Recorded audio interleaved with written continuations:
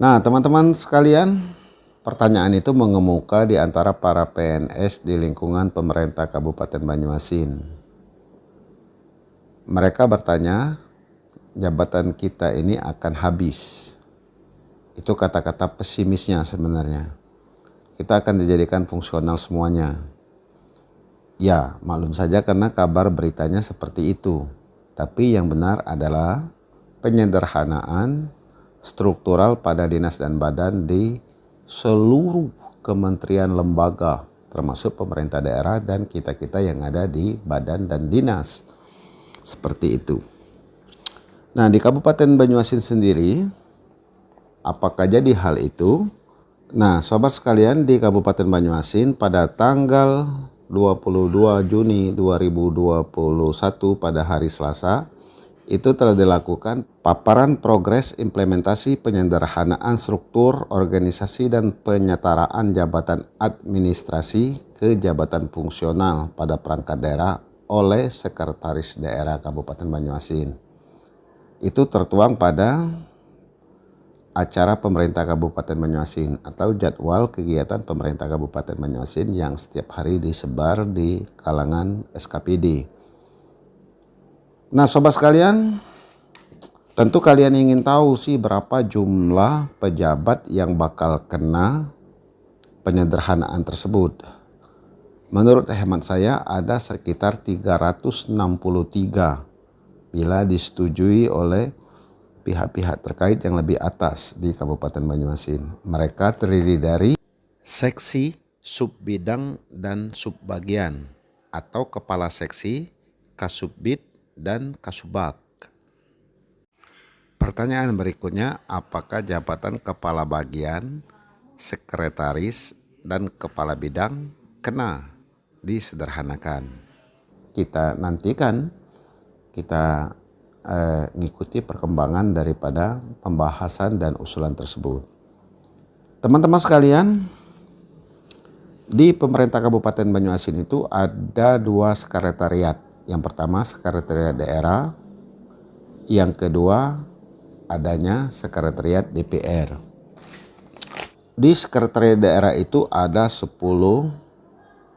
bagian dikepalai oleh seorang kabag. Sedangkan di sekretariat DPR itu ada 4 bagian dikepalai oleh seorang kabag. Nah, teman-teman sekalian, selain 2 sekretariat tadi ada 28 SKPD. Ke-28 SKPD itu mempunyai 166 kepala bidang. Kabid kepala bidang. Jadi jumlah bidangnya ada 166 dikepalai oleh seorang kepala bidang. Sedangkan di sekretariat tadi ada 14, ada 10 di sekretariat daerah, ada 4 di sekretariat DPR, namanya kepala bagian atau kabag. Total dari kepala bagian dan kepala bidang itu ada 130 jabatan administrator. Sobat sekalian, di Kabupaten Banyuasin itu mempunyai jumlah seksi dan subbidang. Jumlahnya ada 317 orang. Sedangkan jumlah subbagian yang dikepalai oleh seorang kasubag itu ada 125. Jadi kalau seksi itu dan sub bidang jumlahnya 317, sedangkan jumlah sub bagian yang dikepalai oleh seorang kasubag itu 125. Jadi eselon 4 itu berjumlah 442 orang. Terdiri dari kepala seksi dan kepala sub bidang. Sedangkan kasubag, kepala sub bagian ada 125 orang. Totalnya 442 orang. Nah, sobat sekalian, total eselon 4 di pemerintah Kabupaten Banyuasin itu saat ini ada 442 jabatan. Itu sobat sekalian tidak termasuk eselon 3 dan 4 yang berada di kecamatan dan di kelurahan, baik di UPT maupun di kantor camat dan lurah dan lain-lainnya. Jadi total eselon 4 itu berjumlah 442 jabatan. Nah, apabila nanti diusulkan untuk disederhanakan, maka setiap dinas itu rata-rata tinggal satu, kecuali yang memakai model 1, maka eselon 4-nya tinggal 11. Kalau penyederhanaannya menggunakan model 2, maka eselon 4-nya tinggal 9. Jika penyederhanaannya menggunakan model 3, maka eselon 4-nya tinggal 2. Apabila model penyederhanaannya model 4, maka tinggal 1. Nah, dugaan saya itu di sekitar 79 dari 442 jabatan eselon 4 tadi dengan model 1, 2, 3, dan 4, sehingga eselon 4 di dinas dan badan itu tinggal 79 orang. Ini perkiraan saya. Jadi ada 363 orang yang akan dialihfungsikan menjadi fungsional. Nah, sobat sekalian, jabatan fungsional ini sekali lagi apakah bisa dilaksanakan atau tidak, kita lihat bincang-bincang saya dengan pegawai BPS Kabupaten Banyuasin yang telah melakukan penyederhanaan dari jabatan struktural ke jabatan fungsional yang secara tidak sengaja saya dokumentasikan sebagai referensi kita semua. Berikut ini. Duluan. Sudah lah. Jadi terhitung Desember 2020 lah dilantik kalau jadi fungsional kalau. Desember 2020. Iya, Pak. Paling lambat kemarin telah dilantik pertengahan Desember itu kami dilantik. Jabatan yang ada sebelum penyederhanaan Anda? Ada eselon 4 atau kalau eselon 4? Eselon 4 kalau untuk di kabupaten itu 6 iko. 6 iko. Tinggal Siko. Namanya Kasubag umum. Bukan lagi Kasubag TU, Kasubag umum langsung. Umum. Titik cuma umum baik. Cuma umum baik, Pak. Eselon 3-nya? Eselon 3 kepala tuh. Oh, kamu itu kabupaten. Iya, eselon 3, Pak. Kepala kabupaten. 3A. Eselon 3A, iya. Nah, untuk provinsi sama, Pak. Untuk provinsi tinggal kepala BPS provinsi eselon 2 kan sama Kabak TU. Nah, yang kabitnya kabitnya ada 5 sama kasih habis kalau. Itu lah terhitung Desember kemarin, Desember 2020. Karena kamu pusat itu langsung. Iya, Pak. Langsung, Pak. Diminta Kemenpan RB itu janji kapan BPS akhir Desember, akhir tahun ini bisa langsung. Nah, kalau terkait tunjangan Iya.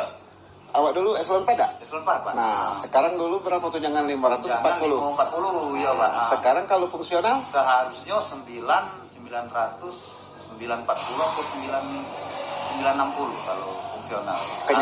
Kenyataannya sekarang baru diterima? Masih tunjangan yang lama, masih 540. Oh, masih nunggu yang itu. Masih nunggu, Pak. Yang tunjangan lama tuh masih nunggu. Ya. Tapi yang pernah terbaca dan terkabar 900 ya tunjangan sebagai fungsional itu, Pak. Kalau naik pangkat nang mana nih kamu sampai saat ini misalnya? Naik pangkat sekarang ini, Pak, kalau kami ada batasannya. Kalau fungsional kami ini fungsional muda tuh maksimal 3D cuma. Nah, kalau dia nak ke golongan 4 itu harus Madya baru dia bisa ke golongan 4. Iya, Pak, kredit juga poin. Tapi kalau belum ada slot, walaupun kredit poin banyak, itu tidak bisa naik juga kami ke golongan 4. Nah, karena bukan ke itu hak kita naik ke golongan 4. Itulah aturan sekarang, Pak. Karena dia nak meci kan apa nih fungsional muda apa istilahnya? Iya, kalau kami itu ada ada pertama, ada muda, ada madya. Media itu misalnya kantor itu harus cuma 3 iko baik. Iya, kalau untuk level kabupaten cuma siko. Nah, itu terhambatnya naik pangkat tuh. Terhambat ujungnya, Pak. Ya itulah risikonya itu kami terhambat. Ada kawan yang dari 3B tidak baca lagi naik 3C. Syarat 3C harus muda. Slot muda lah sudah terisi kalau. Nah, itu yang kasihan itu kadang, Pak. Iya, karena lah ada jatahnya. Iya, Pak, untuk Satker Kabupaten Madya 1, Muda 3, pertama ada 6 misal. Nah, Nang, agak menarik ini karena kami sedang itu karena kamu struktural dari Jakarta langsung. Jadi kalau slot apa dia? Jadi apa dia nama tadi? Fungsional pertama, Fungsional fungsional muda, fungsional madya. Tiga itu. Itu yang untuk sampai ke pucuk. Tapi yang di bawah fungsional pertama tuh ada itu yang untuk golongan dua itu kan. Namanya? Kalau ada fungsional apa nih Pak Tumi? Penyelian ya. Penyelia. Ada pelaksana, ada penyelia namanya Pak. Pelaksana itu apa dia lagi? Pelaksana tuh tidak dia kalau penyelia tuh 3C 3D. 3D, 2D. 2D. Nah, kalau yang pelaksana tadi ada 2C, ada 2A dengan 2B. Pelaksana pertama dengan pelaksana apa? Pelaksana pertama dan pelaksana muda, Pak. Iya, Pak. Ada bagiannya lagi itu. Yang untuk golongan duanya. Pakai slot? Kalau pelaksana Kalau pakai itu slot? tidak. Biasanya banyak itu kan, silakan. Iya. Kan? Silakan mana yang ada? Iya, pelaksana itu. Waktu tertahan. Memang tertahan, Pak. Posisi sekarang golongan berapa? Kalau aku 3C baru, Pak. 3C. Sekarang muda kan, kalau naik ke 3D bisa aku kan, karena memang masih muda, masih muda tadi muda kan. Masih golongan itu. Iya, karena statistik ahli muda kan. Ahli muda itu 3C dan 3D. Nah, nak ke 4A-nya walaupun kita lah S2, kalau slot tidak bisa, slot tidak bisa naik ke 4A.